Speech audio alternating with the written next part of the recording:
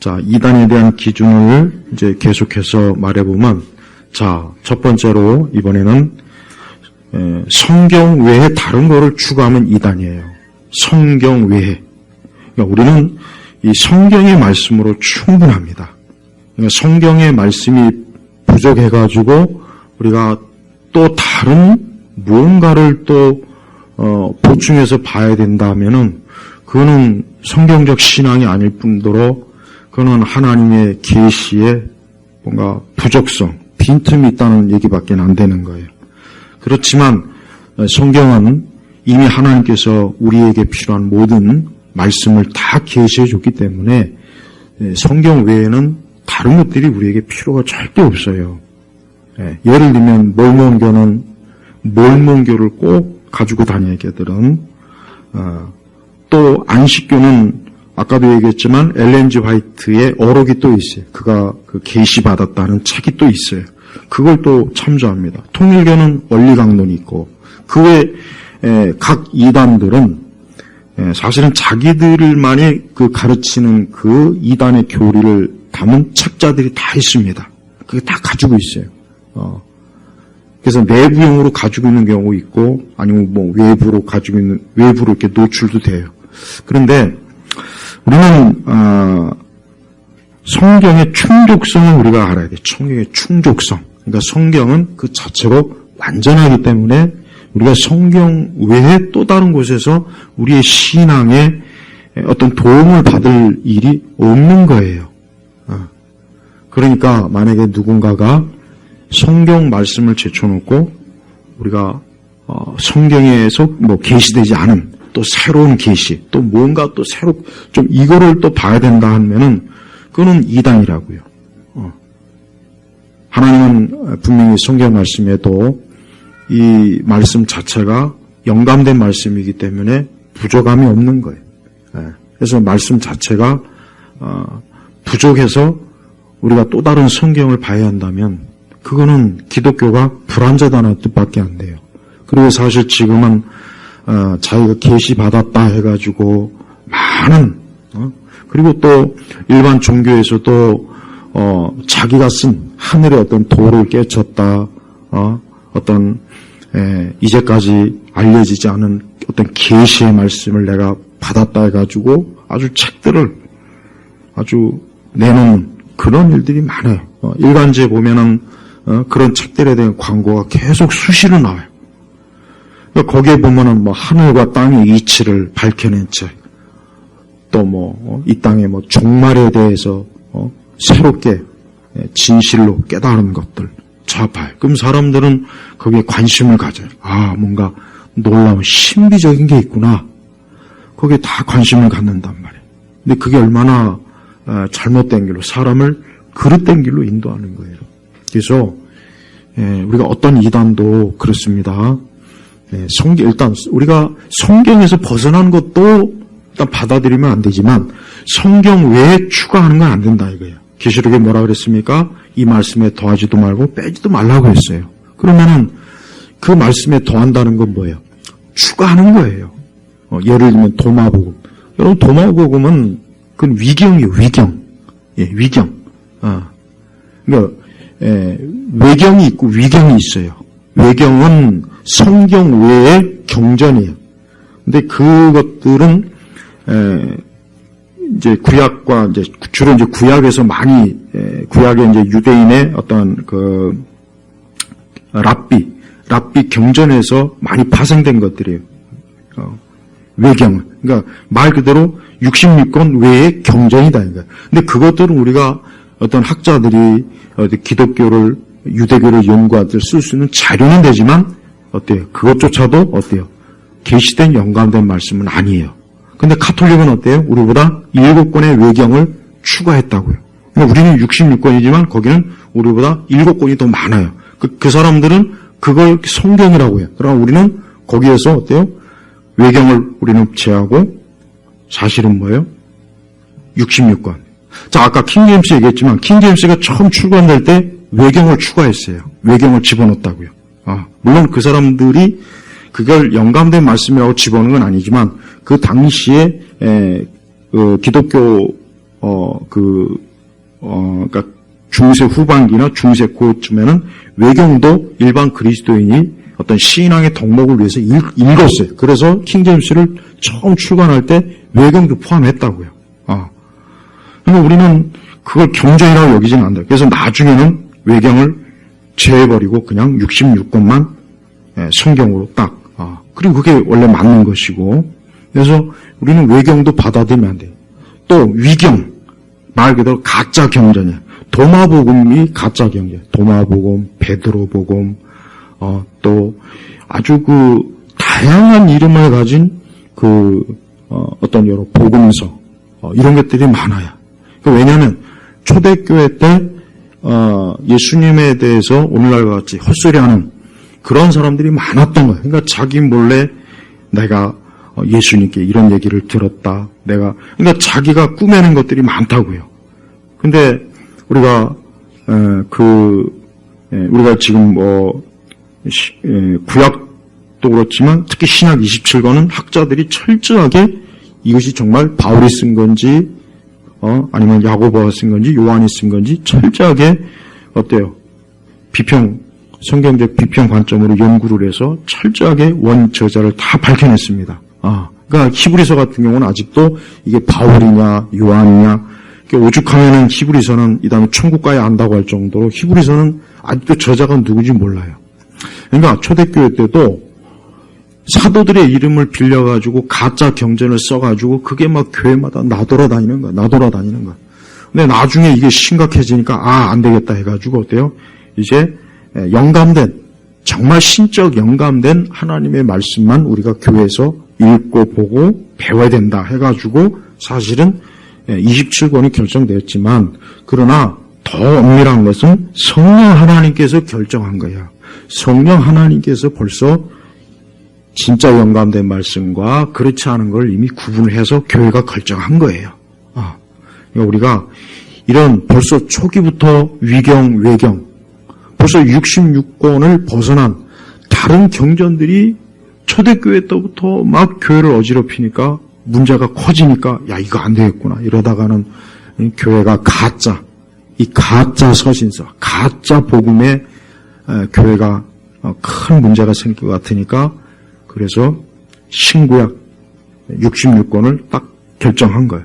하지만 그건 사람이 결정한 게 아니라 이미 그 이전에 교회에서는 이미 벌써 성령의 영감된 문서들이라는 거는 벌써 교회가 그 당시 성도들이 읽으면서 벌써 요거는 진짜 성경에 영감된 말씀이구나. 그러나 특히 위경 같은 경우는 보면 조잡해요. 내용도 조잡하고 출처도 알 수 없고 예수님의 어린 시절에 대한 이상한 얘기도 있고 사도들이 별 희한한 기적 그런 것들을 잔뜩 얽어부르니까 누가 봐도 이거는 짜집기, 누가 가짜로 꾸며낸 거구나 하고 알 수 있단 말이에요. 그러니까 그런 것들을 다 정리를 해준 거예요. 그러니까 지금도 마찬가지야. 절대 예수님 오시기 전까지 어떤 경전이 추가될 수가 없어요. 그런데 지금 이제 도마복음 같은 경우는 미국에서도 이 사복음서에다 도마복음을 추가해야 된다 해가지고 벌써 오래전부터 이 도마복음을 복음서로 보고 있는 사람들도 좀 있어요. 많이 있다고요. 그만큼 근데 이 도마복음은 우리나라에서도 이 도마복음을 많이 연구하고 보는데 그건 철저하게 영지주의 작품, 영지주의. 아주 초대교회 아주 대표적인 이단, 지금도 마찬가지지만 영지주의 작품이기 때문에 도마복음은 절대 교회가 받아들여서는 안 돼요. 그러니까 학자들이 연구는 할 수 있지만 일반 성도들이 이 사복음서만으로는 부족하니까 내가 도마복음을 또 봐서 좀 신앙생활하겠다 한다면 그건 아주 큰 오류니까 그런 위험한, 아주 영적으로 해롭고 위험한 일은 하지 말아야 된다는 거예요. 하물며 어디 거지 같은 자들이 그리고 원리강론도 그렇지만 몰명교도 그렇고 이 이단들이 가지고 있는 자기 나라의 경전들 다 베낀 거예요. 다 짜집기 하고 베낀 것들이야. 진짜 자기들이 계시받은 것도 아니고 서로 다 베끼고 짜깁기 하고 나중에 추가한 거예요. 신천지도 마찬가지고 몰명교도 마찬가지고 통역의 원리관도 마찬가지고 다 짜깁기 한 거라고요. 괜히 그런 걸 가지고 무슨 새로운 성경이냐 그걸 보고 있으니 얼마나 그 안타깝습니까? 우리가 신구약 66권 외에는 절대 하나님이 계시해 준 말씀이 없다. 그리고 앞으로도 없어요. 앞으로도. 그러니까 기대하지도 말고 또 뭐 하나님이 뭐 나에게 뭐 말씀하셨다. 아주 가장 듣기 싫은 말이야. 제가 제일 듣기 싫은 말이 하나님이 나에게 뭐 말씀하셨다. 그게 아니라 그것은 자기가 자기 스스로 그냥 마음에 깨달은 거예요. 마음에서 자기가 생각해낸 거지 그게 하나님이 자기에게 말씀을 준 게 아니라고요. 그러니까 하나님이 나에게 말씀을 줬다는 이런 말도 하면 안 돼요. 하지도 말고 듣지도 말고 근데 그런 걸 얼마나 좋아합니까 우리나라 교인들이. 툭하면 그리고 아직도 설교자들이 보면은 하나님이 나에게 이렇게 말씀하셨다 해가지고 뭐 어쩌고 저쩌고 뭐 이렇게 그런 말은 쓰는 건 아니에요. 그런 말은 절대 써서는 안 되는데 그냥 무책임하게 어리석게 함부로 그런 얘기를 하니까 그러니까 일반 신자들이 그걸 보고 따라 배워서 나도 하나님 말씀이 나에게 말씀했다. 하나님의 음성을 들었다. 그러면 성경이 무슨 필요가 있겠어요? 성경이 필요가 없는 거예요. 하나님 우리에게 성경을 주신 것은 이 말씀 안에서 하나님을 믿고 신앙생활을 하라는 뜻이지 이 말씀에 경계를 왔다 갔다 하면은 그때부터 이제 이단과 사이비가 되는 것이고 영적으로 오류가 생기는 것이고 진짜 말 그대로 마귀의 음성과 마귀의 말씀을 들어서 엄청난 영혼의 해를 입는다고요. 그러니까 절대로 받아들이면 안 돼요. 네. 두 번째는 우리는 오늘 말씀에도 나왔지만 24절에 거짓 그리스도들과라 그랬죠? 거짓 그리스도들과. 쉽게 얘기하면은 자칭 그리스도가 한 사람이 아니고 수백 수천이 될 수도 있는 거예요. 그러니까 너도 나도 그리스도다. 내가 그리스도다. 그다음에 거짓 선지자들. 거짓 선지자도 한두 명이 아니고 들이니까 뭐요? 많다는 뜻이에요. 많다. 우리나라의 대표적인 거짓 선지자들이 누굽니까? 오순교 은사주의, 신사도 운동하는 사람, 성령 운동하는 사람, 방언 운동하는 사람, 그다음에 요즘 유튜브에 뭐라고 하는 툭하는 거 표적 이적. 그 녀석은 나이도 어린 녀석이 겁먹들어가지고 머리 길게 늘어뜨리고 꼭 자칭 예수들이 보면 머리를 길게 기르더라고 꼭. 근데 예수님 당시에 예수님 절대 머리 길게 안 길렀습니다. 왜? 유대인의 그 당시에 머리 관습은 짧아요. 짧다고요. 그러니까 예수님 흉내내면 앞으로 삭발해요. 삭발을 하라고. 그게 훨씬 더 설득력이 있어요. 그런 사람들이 대표적으로 거짓 선지자예요. 그 사람들은 표적과 이적과 축사, 귀신 쫓는 거, 직통계시, 성령의 기름 부음, 툭하면 성령의 기름 부음. 이단의 특징이 뭡니까? 그 사람들은 말끝마다 성령, 방언, 성령, 기름 부음, 하나님이 나에게 계시하셨다. 그러니까 직통계시. 이런 것들을 입에 달고 살아요. 그리고 그런 영적 사기 쇼를 벌이려면은 많은 스태프들을 데리고 다니면서 서로 짜고 치고 안수해서 병났다. 그거 다 짜고 치는 거예요. 다 돈 줘갖고 내가 머리에 손 얹을 때 눈이 헷가닥 돌아가서 입에서 막 거품도 좀 물다가 안수만 하면 벌떡 일어나서 제정신 차리고. 그거 미국에서 이미 벌써 80년대 방송에서 그 몰래카메라 그거 해가지고 다 들통났어요. 다 들통났다고. 내가 여기서 누군가에게 전화하니까 예를 들면 오늘 이곳에 암 걸린 사람이 나왔습니다 하면 누군가가 툭 튀어올라가지고 바로 접니다. 근데 나중에 보니까 돈 줘갖고 내가 앞으로 강단에서 이런 말하면 꼭 그때 가서 일어나고 손들고 내가 나왔다고 얘기하라고. 그런 일들이 비일비재해요. 우리나라도 마찬가지예요. 머리에 안수해가지고 쓰러뜨린 인간들. 그거 다 사기꾼들이에요. 다 사기꾼이요. 예수님의 사역은 그런 사역이 아니에요. 사도들의 사역은 예수 그리스도를 말씀을 통해서 선포하고 그분이 우리의 구원자요. 그분이 하나님의 아들이심을 증거하고 그러는 거지. 그런 어떤 특별한 아주 어떤 뭔가 사람들을 쇼킹하게 하는 그런 퍼포먼스를 통해서 하나님의 사역을 하지 않는 거예요. 그러니까 제발 그런 데 관심을 갖지 말아요. 근데 안타깝지만은 그런 데 사람들이 많이 관심을 가져요. 많이 관심을 가진다고, 많이. 우리나라 교회 성도들은 이 쥐떼 같은 그 기질이 있어서 어느 하나가 이렇게 뭐 좀 반짝하면 거기 우르르 몰려다녀요.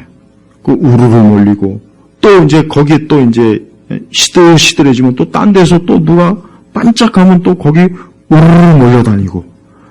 그게 습성이에요, 습성. 습성이라고. 오죽하면은 23절에 우리 주님이 벌써 이 말씀하셔서 그때 누가 너에게 보아라. 그리스도가 여기 있다 또는 저기 있다라고 말하여도 믿지 마라. 그래서 믿지 마라. 또 26절에 그러므로 만일 그들이 너에게 보아라. 그리스도가 광야에 있다라고 말해도 나가지 마라. 이제 나가지 마라. 보아라. 그리스도가 골방에 있다라고 말해도 믿지 마라. 근데 지금 교인들이 어떤 성향입니까? 광야에 있다면 우르르 몰려가고 저기 있다면 우르르 몰려가고 저기 무슨 이상한 집회가 있다면 우르르 몰려가고 저기 병 고치는 집회 있고 성령 집회 있으면 기어코 거기를 기억하여 기어코 가요. 어느 교회가 무슨 놀라운 표적이 이적이 있다면 기어코 거기를 또 머리 뒤밀고 가서 꼭 앞자리에 앉아요. 꼭 앞자리에 앉아요. 꼭 앞자리. 꼭 요 앞자리. 두 번째 자리도 아니에요. 그러니까 습성이 그렇다니까. 저는 수십 년 동안 이 교회를 보면은 정말 성도들이 진짜 무식하구나. 정말 잘 속는구나. 이러니까 이단이 번성하는구나. 뭐 제대로 알아보지도 못하고 뭐 방송이나 기독교 언론에서 띄워주면은 우르르 가요. 우르르 가. 거기 몰려가. 뭐 누가 유명하다면 또 거기 가가지고 또 기어코 꼭 앞자리에 앉아 있었고 또 기독교 서점 가면 꼭 그런 인간들이 쓴 책을 또 꼭 봐요. 진짜 좋은 책들은 안 봐요. 그러니까 벌써 성경에 뭐라 그랬습니까? 제발 그 짓 좀 하고 다니지 말라는 거예요. 그 짓 좀 하고 다니지 말라는 거예요. 이 말씀을 듣는 모든 분들이 제발 주변에서 그런 사람들이 있으면은 그런 짓을 하지 말라고 주님이 말씀하셨으니까 좀 가만히 앉아갖고 좀 말씀을 제대로 읽고 하나님을 아는 지식을 바르게 쌓는 것부터 시작해라. 왜 여기저기 가서 특히 막 그 어떤 기적과 이적 뭐 그런 거 하면은 구름대같이 몰려가고 거기 쳐 앉아갖고 그냥 박수 치고 그러니까 무식한 거예요. 그러니까 왜 그런 무식한 짓을 하냐고. 왜 사람 돼갖고 원숭이들을 동남아시아 어디 그거 보면은 바나나 들고 있으면 원숭이들이 막 떼거리를 몰려오죠. 오죽 몰려오면은 막 원숭이들이 바나나를 막 낚아채간다고 하더라고 보니까. 똑같아요. 인간은 영적으로 마귀에게 이게 사로잡히면은 그와 똑같은 짓을 한다고 똑같은 형태를 보이는 거예요. 그러니까 그런 짓 좀 하지 마요. 자꾸 그런 데 빠지면 신앙이 제대로 자라지도 않고 바른 신앙도 갖지 못하고 맨날 평생을 그저 여기 쫓아다니고 저기 쫓아다니고 이 사람 쫓아다니고 저 사람 쫓아다니고 맨날 어떤 이상한 간증하면 그것도 듣겠다고 꼭 앞자리에 가고 또 그것도 듣겠다고 그 앞자리에 가가지고 또 내가 오늘 아주 놀라운 간증을 들었다고. 왜 그런 그걸 그렇게 왜 좋아합니까? 그 마음이 벌써 속에 진리가 없으니까 그런 거예요. 그러니까 제발 표적, 이적, 축사, 직통계시, 성령의 기름 부음 이런 거 제발 쫓아다니지 말고 좀 평범하게 신앙생활해. 평범하게. 자, 그 다음은 또 뭡니까? 이단들은 공포심을 줘요. 이단들의 특징이 뭐냐? 공포심, 공포 전략을 써요. 예수님이 곧 이제 오실 거니까 빨리 재림 준비를 하라고. 빨리 직장도 그만두고 집도 팔고 건물도 팔고 다 교회로 가져오라고. 나한테 가져오라고. 내가 잘 보관하고 가지고 있겠다고. 그걸 뭐하러 보관하고 가지고 있어. 예수님은 다 쓸모도 없는 거. 그러니까 이단들의 특징이 뭐냐면은 공포심. 그러니까 무슨 대환란의 공포다. 지금 이스라엘의 전쟁이 임박해서 내일이면 아마겟돈 전쟁이 일어나고 이제 곧 있으면 하늘의 별과 막 지진이 일어나고 어디서 뭐 지진이 일어나면 저걸 봐라. 이게 마지막 재림이지. 그러니까 사람들로 하여금 어때요? 계속 공포심을 주는 거예요. 그러면 야 진짜 곧 주님 오실 것 같다. 이게 벌써 징조가 나타나는구나. 근데 그런 거는 진짜 말 그대로 공포심을 줘서 사람들을 자극해가지고 어때요? 거짓으로 속이려고 하는 목적과 의도이지 정말 성경적인 그 마지막 때를 알려주기 위함이 아니잖아요. 그러니까 우리가 어떤 공포, 대환란, 뭐 영적 재림, 막 휴거 날짜를 25장 13절에 뭐라 그랬습니까? 그걸 보세요. 자, 마태복음 25장 13절에 그러므로 깨어 있어라. 너희가 그 날짜와 그 시각을 알지 못하기 때문이다 그랬죠. 분명히 그랬단 말이에요. 자, 근데 우리가 역사적 이단들을 보면은 안식교도 그렇고 여호와의 증인도 그렇고 무수한 이단들이 그다음에 구원파는 88년도에 막 예수님 재림한다고 막 아주 그날 올림픽 경기장 안에 가가지고 그 경기장에서 예수님 재림할 테니까 이제 기다리고 있으라고. 재림은 무슨 재림이야. 그러니까 제발 예수님 재림한다는 날짜를 자꾸 얘기하거나 아예 그 날짜 얘기 자체하는 게 이단이에요. 환란의 공포심을 주고 종말의 공포심을 줘서 사람들로 하여금 진짜 곧 이제 예수님 올 것 같아. 곧 그 말만 들으면 곧 예수님 와가지고 막 그냥 아마겟돈 전쟁도 일어나고 다 이단들. 이단이 전부 다 이런 전략으로 사람들의 마음을 확 휘어잡아요. 휘어잡아서 속이는 거예요. 그래서 생각과 마음과 양심을 마비시키는 거예요. 마비시키는 거예요. 그 전략이 탁월해요. 근데 사람들은 그런 얘기를 자꾸 들으면은 자꾸 어때요? 그 마음이 움찔하고, 정말 그런 것 같고, 하늘에, 좀 우중충만 해도 예수님이 재림하려나. 아주 구름을 보고. 그게 정신병자지, 그게. 왜 그걸 보고 있냐고. 그러니까 우리 성도들은 예수님의 재림하는 날짜 그런 거 할 생각도 하지 말고, 재림의 징조도 굳이 그렇게 귀를 기울일 필요도 없어요. 그리스도를 믿는 사람은 이미 구원받는 것이고 구원받을 자이기 때문에 재림이 오든 마지막 종말이 오든 아무 문제가 없다고요. 공포심을 가질 일이 없어요. 일 자체가 없어요. 근데 왜 자꾸 공포심을 주냐고요. 그 의도가 뭐겠습니까? 그냥 사람들을 어때요? 그 공포심으로 묻는 거예요. 공포심으로 꼼짝 못하게 하는 거예요. 그리고 아까도 얘기했잖아.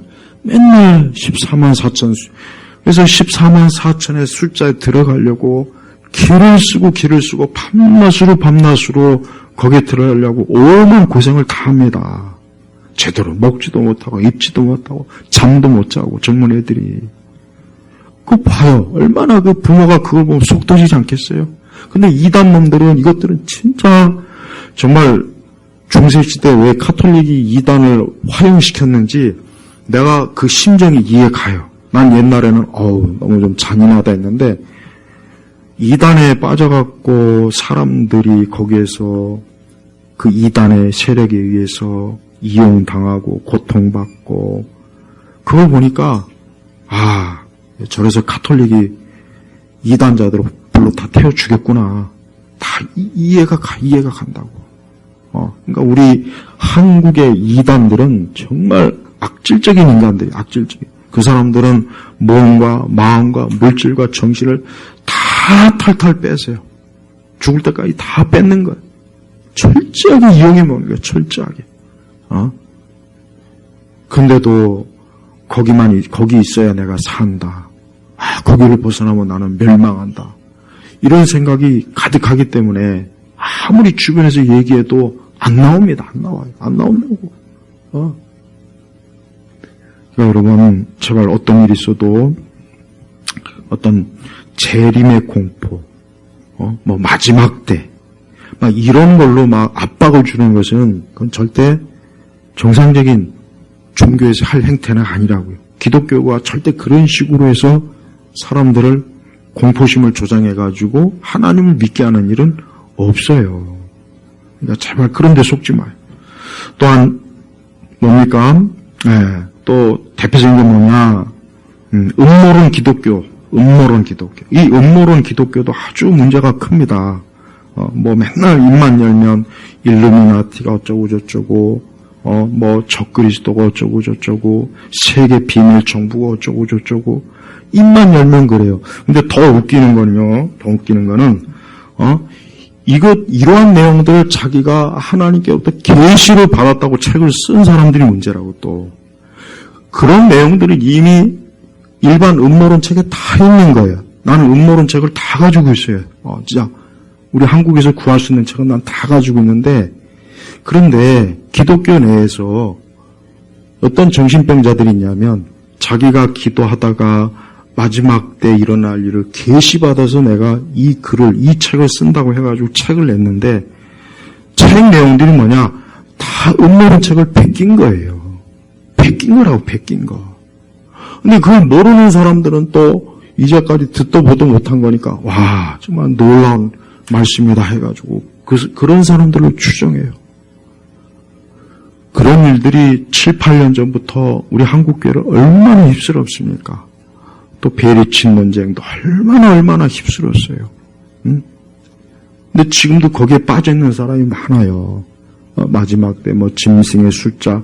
우리가 이 성경의 말씀을 잘 이해하지 못하고 잘 제대로 모르면은 자칫 그 말씀을 가지고 사람들에게 심리적 압박, 공포감 주는 사람한테 이용을 당하게 돼요. 이용을 당한다고. 그럼 결국은 그 사람들의 하수인이 되는 거예요. 하수인. 근데 자기가 그런데 하수인이 되는지도 모르고 거기 있는 게 마치 그냥 무슨 자랑이냐. 그러니까 불쌍한 거예요. 여러분의 자녀들한테 똑바로 가르쳐야 돼요. 절대 이단에 빠지지 말라고. 주변에서 혹시라도 이단이다 싶으면 아예 같이 밥도 먹지 말고 아예 말도 섞지 말라고 해야 돼요. 그래야 돼요. 단호하게 가르쳐야지 그 사람들 전도하라고 가르치지 마세요. 절대 그거 안 됩니다. 응?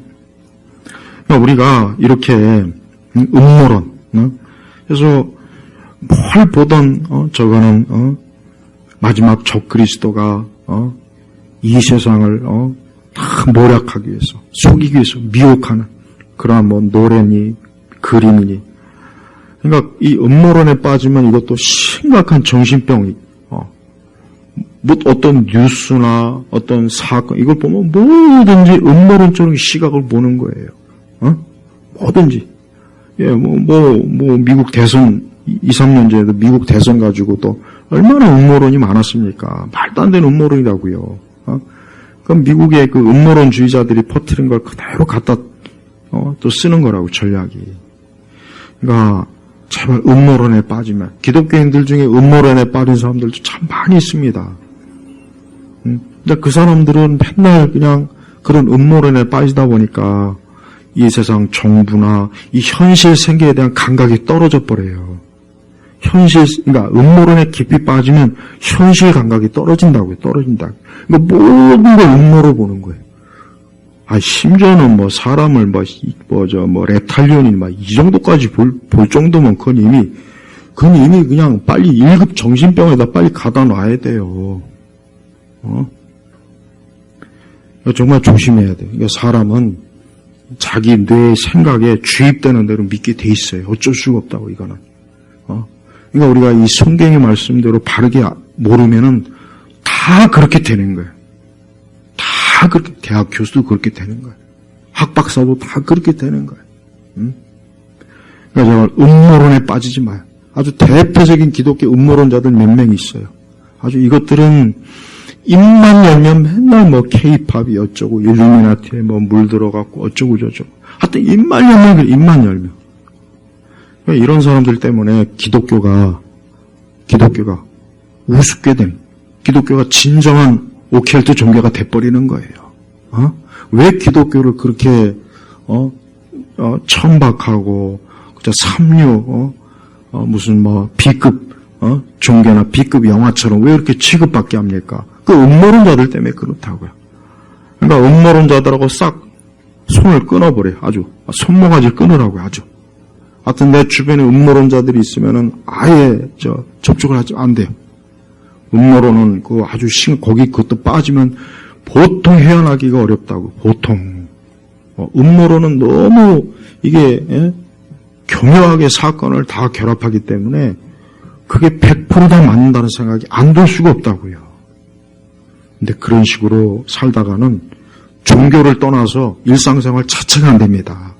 일상생활 자체가 이게 삐뚤어져요. 그러니까 그렇게 보지 말라고요. 또한 우리는 구원파도 대표적으로 그냥 단 한 가지만 얘기할게요. 여러 가지 얘기할 필요 없어요. 구원파는 구원을 깨달음으로 걔들은 이해해요. 깨달음. 구원을 깨달아서 얻는다. 구원이 깨달아서 얻습니까? 믿음으로 얻는 거예요. 구원은 깨닫는 게 아니에요. 그러니까 구원파는 한번 믿었으면 이제 더 이상 회개할 필요도 없고, 그러니까 걔네들은 맨날 자기 구원에 대해서 주야장창 자기 구원에 대해서만 생각. 그러니까 걔네들 집회에 맨날 가보면 맨날 당신이 구원 받았는지 확신하라고. 그것만 계속해 계속.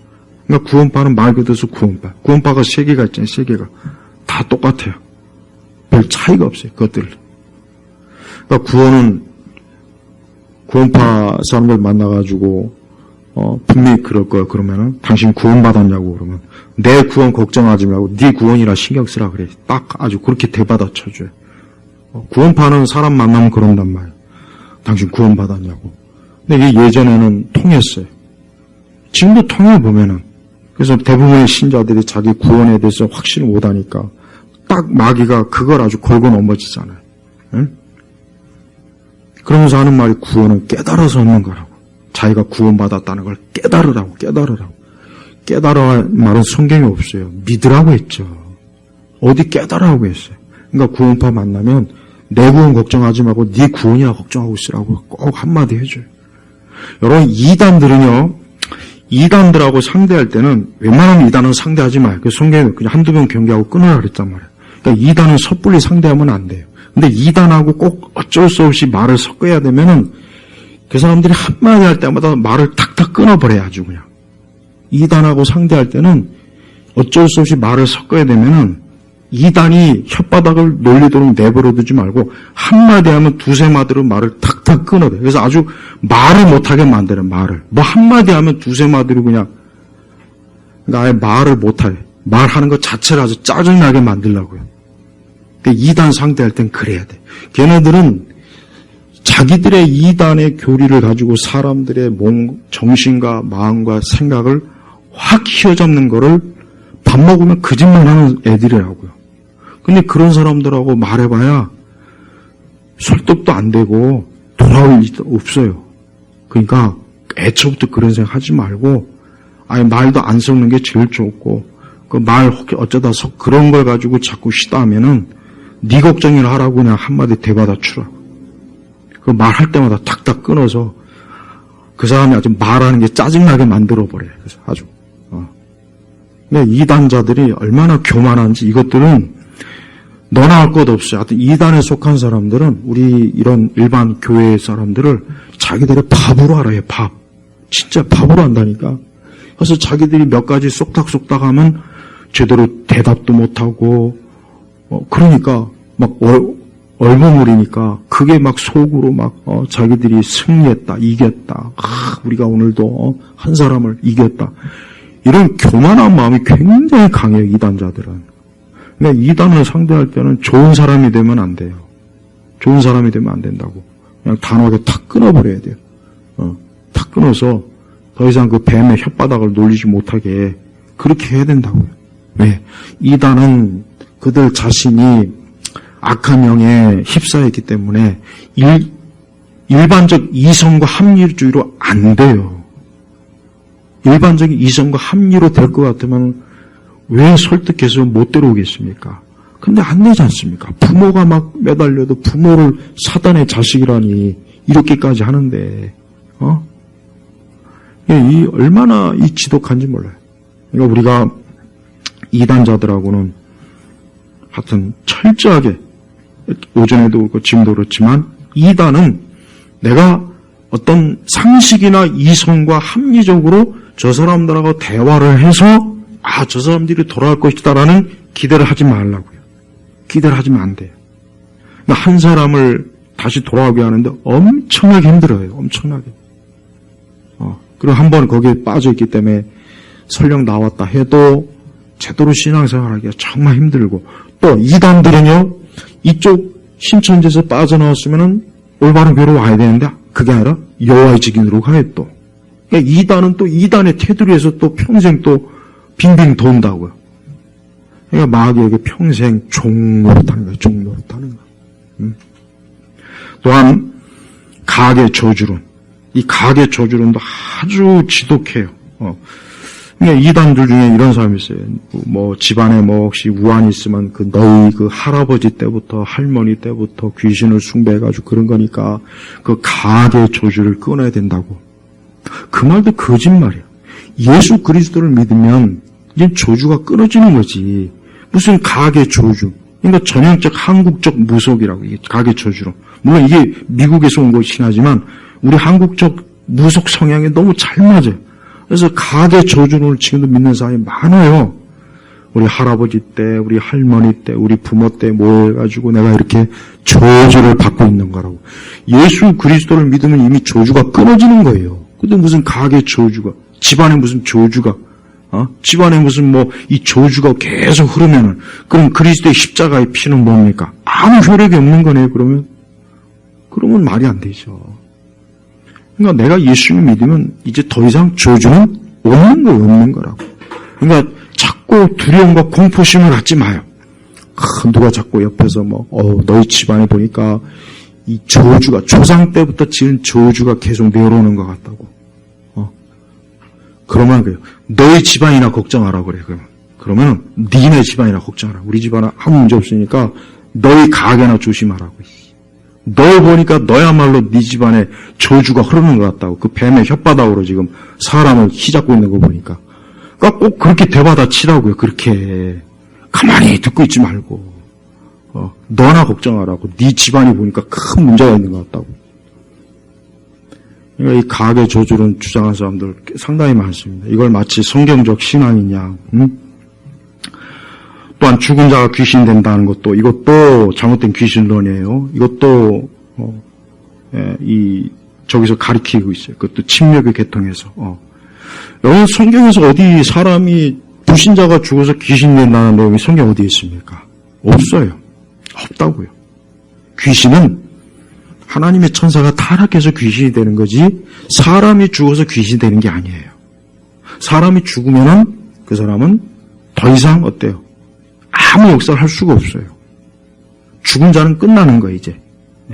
믿는 자는 영생을, 백보자 심판에서 천국 갈 준비하는 거고, 불신자는 최후의 심판으로 멸망할 준비를 하고 있는 거지. 그럼 뭡니까? 죽은 자가 귀신이 된다고 해가지고, 이런 귀신은 말 그대로 귀신같이 알기 때문에, 귀신은 한 사람의 사회적 배경, 그의 그 모든 것들을 다 알아요.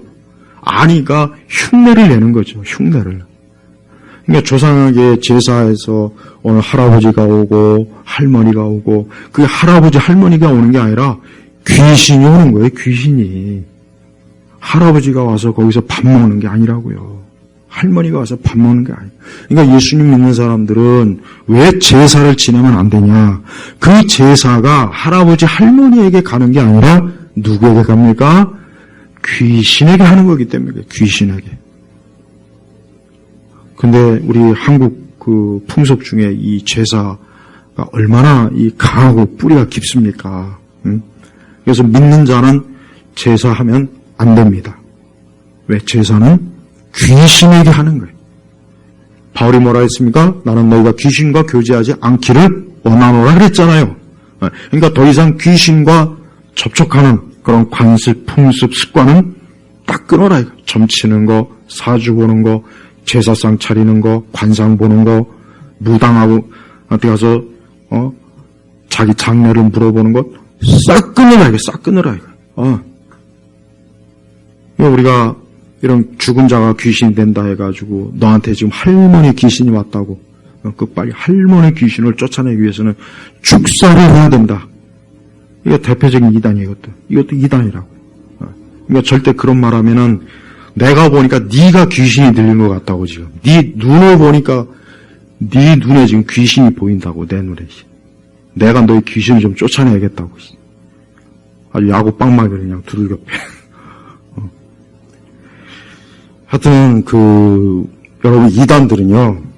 하여튼 모든 수단과 방법을 다해서 사람들을 속이고 거짓으로 미혹해서 구원의 자리에, 성경의 자리에, 믿음의 자리에 이르지 못하게 하는 게 이단의 궁극적 목적. 그게 뭡니까? 마귀의 목적이에요. 그러니까 그 목적을 이루기 위해서는 못할 게 없는 거예요. 못할 거짓말이 없고 못할 짓이 없는 거예요. 근데 사람들은 어리석어서 그만 그런데 너무 잘 쉽게 여러분 이단이 번성하는 거 보면은 이상하지 않습니까? 왜 저런 진짜 제대로 가르치는 데는 별로 사람도 없고 사람들이 오지도 않으면서 꼭 잘못된 가르침을 하면은 사람들이 거기에 구름대같이 몰려갑니다. 그 왜 그렇겠습니까? 그 무슨 이유가 있을까요? 마귀가 여기서 하는 거니까요. 그 마귀가 사람들을 미혹하고 속이고 또 사람들은 자기 죄로 인해서 역시 스스로 눈이 감겨있고 하니까 진리를 알지 못하니까 자유가 없는 거예요. 예. 진리를 알지 못하면 자유가 없는 거예요. 루소가 사회계약론에서 그랬죠. 루소가 사회계약론을 쓰면서 서두에 인간은 자유로워질 필요가 있다. 자유로워질 필요가 있다. 그래서 루소는 인간이 태생적으로 자유롭지 못한 그런 환경 속에서 태어났기 때문에 자유로워야 된다. 그 어떤 사회적 어떤 인간의 어떤 여러 정치적 사회적 이런 데서 사람이 자유로워야 된다. 그래서 자연으로 돌아야 된다. 그런데 진짜 인간이 자유를 어디에서 얻어야 되느냐? 죄에서 자유를 얻어야 돼요. 죄에서 자유를 얻어야 됩니다. 근데 그 죄에서 자유를 얻을 수 있는 길이 뭡니까? 바로 하나님의 아들 예수 그리스도를 믿을 때 죄에서 자유를 얻는 거예요. 그렇지 않은 이상 인간은 여전히 자유가 없는 거예요. 없는 거예요. 여전히 자유가 없는 거예요. 그러니까 루소는 그런 영적인 걸 바라보지 못하고 인간이 표면적인 그 죄악만 가지고 인간이 자유롭지 못하다 하고 그렇게 쓴 책들이. 근데 그런 자유를 그러니까 그런 인간이 그런 자유가 없으면 어떻게 해야 되느냐? 그럼 결론은 뭐예요? 프랑스 혁명이에요. 혁명. 뒤집어 엎는 거예요. 그래서 사람들을 끌어다가 마음에 안 들면 다 목을 쳐버리는 거예요. 그래서 프랑스 혁명 때 단두대 설치해가지고 얼마나 많이 그냥 목을 잘라냈는지 너무 많이 잘라가지고 칼날이 묻을 정도로 산더미같이 그냥 그 주변에 그냥 목 자른 목들이 그냥 아주 넘쳐났어요. 넘쳐났다고. 근데 그런다고 해서 인간이 해방됩니까? 해방은 무슨 해방이에요? 여전히 자유가 없는 건데. 그러니까 인간이 자유를 얻는다고 해서 어떤 정치적, 사회적 그걸만 가지고 인간의 자유를 논하면은 반드시 어때요? 반드시 전체주의나 공산주의나 사회주의로 가가지고 인간을 억압하고 옥죄이고 파멸시키고 파괴하고 또 우리 기독교를 부정하고 다 이런 짓들을 하는 거예요. 그러니까 그런 것들이 다 뭡니까? 다 사입이에요, 사실은. 또 뭡니까? 우리는 특별히 이제 대부분의 이제까지 얘기한 것은 많은 보편적 이단, 사이비 이단 종파들에게 드러난 겁니다. 그러나 진짜 또 거대한 이단은 뭡니까? 우리가 알아야 될 것은 에큐메니컬주의예요. 에큐메니컬. 하나되자. 에큐메니즘. 이건 더 광범위한 이단이에요. 더 광범위한 사입이라고요. 그러니까 우리가 가톨릭과 하나 된다거나 종교다운주의까지 또 확장시키잖아요. 그러니까 모든 종교가 동등하게 가치 있다. 우리 기독교만 우월하다고 여기지 마라. 예수님만 구원받아야 된다고 생각하지 말아라. 그래서 그것이 WCC로 이렇게 외연적으로, 조직적으로 또 드러난 거. 이게 다 하나. 그러니까 종교다원주의와 에큐메니키즘과 WCC는 이게 하나라고, 하나. 하나로. 이 하나가 서로 각기 다르게 어때요? 많은 교회들. 제가 참 웃기는 건 그래요. 어떤 방송이, 무슨 기독교 방송이라고 하는 데가 막 신천지하고 싸워서 자기네들이 신천지하고 싸우니까 우리의 헌금을 많이 해주세요. 우리가 한국교회에서 싸우고 있다고. 근데 그 방송이 뭐 하는 것이냐? WCC를 추구하는 것이에요. 내가 볼 땐 니들이 더 나쁜 놈들이다. 니들이 더 나쁜 놈들이야.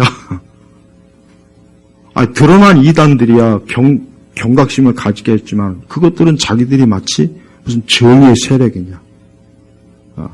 이 에큐메니카니즘은 지금까지 말한 모든 이단들보다 더 강력한 힘을 가지고 더 강력한 미혹과 속임수로 우리 모든 교회, 복음을 다 없애는 거예요. 복음을 없애는 거예요, 복음을. 그리스도의 유일성, 예수 그리스도의 유일성을 없애는 게 가장 이단의 최고. 그걸 없애는 게 뭐냐? 에큐메니칼이에요. 그러니까 교회 연합 운동 한다거나 에큐메니칼 운동을 한다거나 종교다원주의적인 그런 색채를 조금만 드러내도 이건 아니다. 이건 절대 이것은 바울이 말한 것처럼 다른 복음이다. 다른 복음이다. 이건 다른 복음이니까 우리가 이걸 정말 조심해야지. 이거를 우리가 서로 화평하자, 서로 화해하자, 서로 하나가 되자, 서로 싸우지 말자, 다투지 말자, 이런 명목을 가지고 나온다고 해가지고 괜히 까다롭게 문제 일으키지 말자, 그냥 조용히 있자. 그게 바로 패교하는 거예요. 패교예요.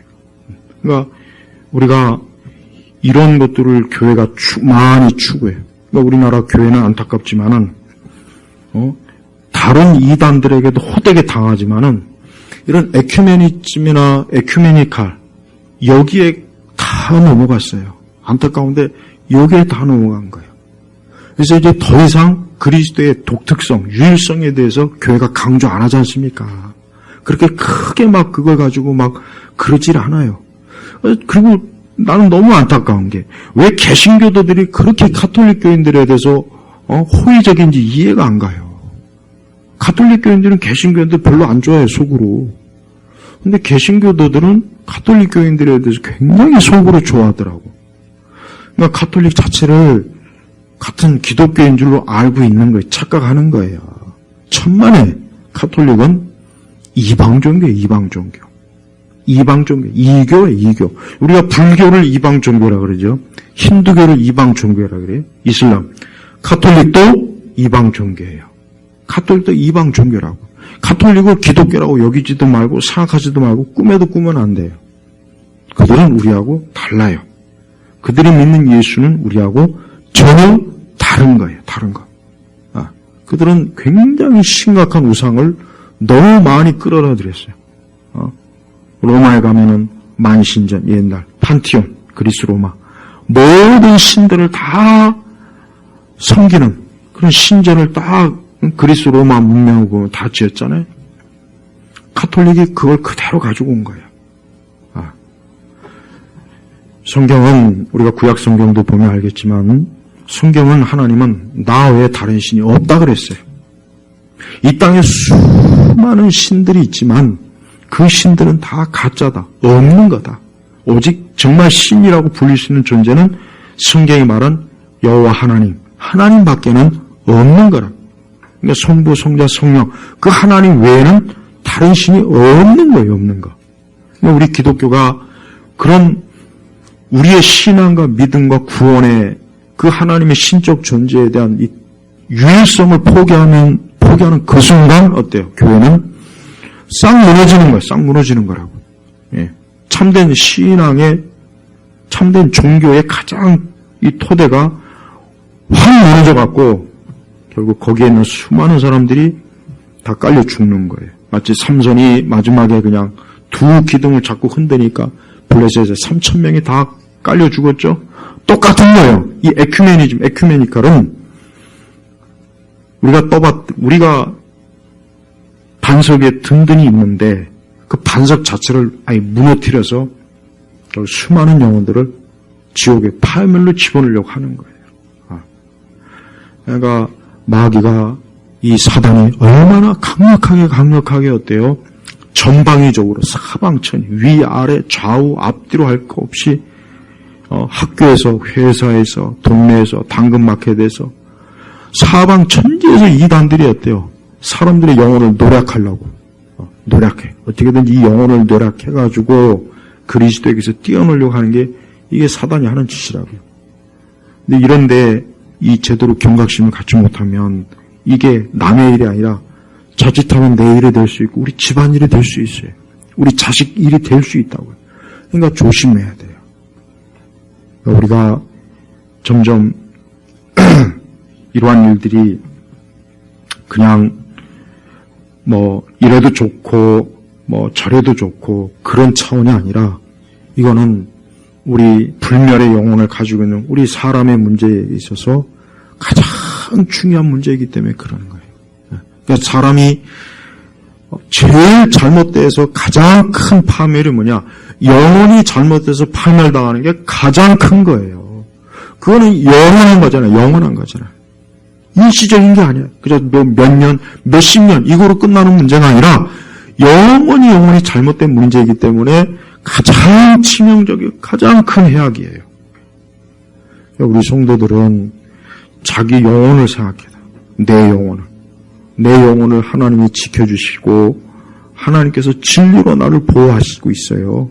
그런데 우리도 잘못하면 사람들이 잘못하면 공연히 그런 이단에 빠져서 우리도 거기에 넘어가가지고 크게 미혹이 될 수가 있는 거예요. 자, 우리 마태복음 24장 24절에 한 번만 더 보면 거기 중요한 게 있습니다. 24절에 보면은 하반절에 보면 할 수만 있으면 선택받은 자들까지도 속이려고 할 것이기 때문이다 그랬죠.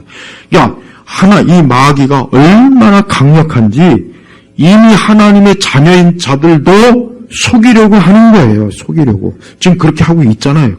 에큐메니즘이 그렇게 하고 있잖아요. 얼마나 이 검은 구름이 교회를 싹 덮고 있어요. 근데 정작 그 얘기는 하고, 이것도 진짜 중요한데, 이런 신천지니, 여호와의 증인. 난 그래서 이단 사역하는 분들이, 물론 훌륭한 일을 하시는데, 좋은 일을 하시죠. 중요하고. 가톨릭이나 에큐메니즘에서는 어느 누구도 얘기 안 하지 않아요. 어느 누구도 얘기 안 하더라고. 진짜 이 거대한 바벨론에, 여기에 대해서는 나 얘기하는 사람 나 진짜 못 봤어요, 진짜. 못 들었다고. 이건 그보다 못해서 그런가? 천만에요.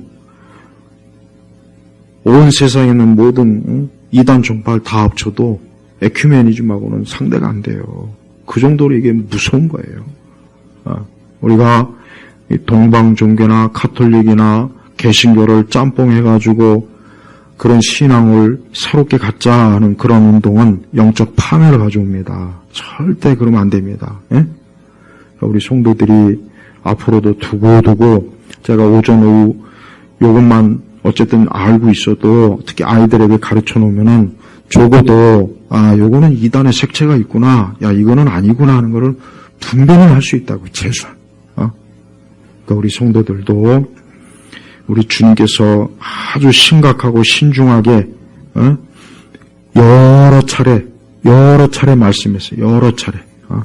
그런데도 이런 말씀들을 우리가 그냥 흘려 듣거나 이런 말씀들을 제대로 모르고 있으면은 언제 어느 때 어떻게 또 앞으로 또 어떤 식으로 사단의 미혹이 와서 우리 선택받은 자들까지도라고 했잖아요.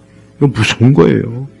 마치 마귀가 예수님에게 접근해서 세 가지로 예수님을 미혹하려고 했듯이. 그러니까 우리 성도들은 내 평생 성경적 신앙으로 예수 그리스도의 복음에 굳게 뿌리를 내려서 단 1cm도 1mm도 거기서 벗어나지 않도록 반석에 굳게 선 그런 구원받은 자로서 그 신앙을 유지하시기를 주의 이름으로 축복합니다. 자, 기도하겠습니다. 하나님 아버지 감사합니다.